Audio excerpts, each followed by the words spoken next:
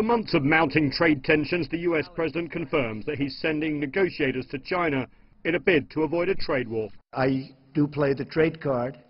If you look at what's happening with trade in China, it hasn't been fair for many, many years to the United States, and we're going to solve that problem. In fact, we're having Secretary Mnuchin and a couple of other folks heading over to, Bob Lighthizer, heading over to China. The U.S. Treasury Secretary Mnuchin and U.S. Trade Representative Lighthizer are set to be joined by Trump's economic advisor, Larry Kudlow, and White House manufacturing and trade advisor, Peter Navarro. Kudlow and Mnuchin are thought to be keen for a deal, recently stressing Beijing's announcement that it will open up China's auto sector fully to foreign firms. Lighthizer and Navarro, however, are architects of a much broader effort to challenge Beijing's Made in China 2025 economic plan to dominate industries of the future like biotechnology and robotics. It's unclear whether the US will have a coordinated proposal to offer China.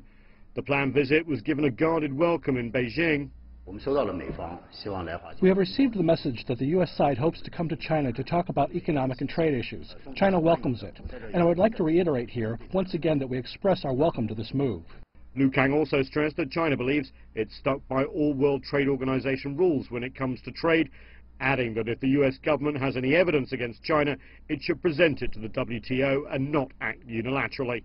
But bilateral talks, likely with Vice Premier Liu He, China's top economic advisor, and his team, could at least reduce tensions and perhaps lead to a pause in the ratcheting up of tariffs.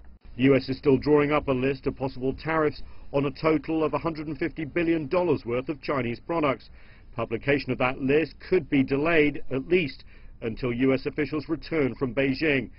China has promised to respond with a tariff list of its own if the US continues down this road. Separately, Apple CEO Tim Cook was a guest at the White House for a state dinner Tuesday, then met with Trump at the White House Wednesday in a private meeting. Apple and other big US tech firms are worried that a trade war could disrupt global supply chains and cost them market share in China. Despite this negotiating team going to Beijing, trade tensions between the two countries very tense indeed, especially following the ban on ZTE, the Chinese telecoms company, from buying US parts for the next 7 years. Huawei also reported to be under the spotlight here.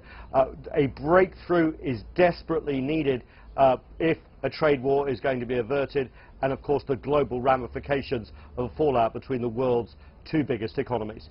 Nathan King, CGTN, at the White House.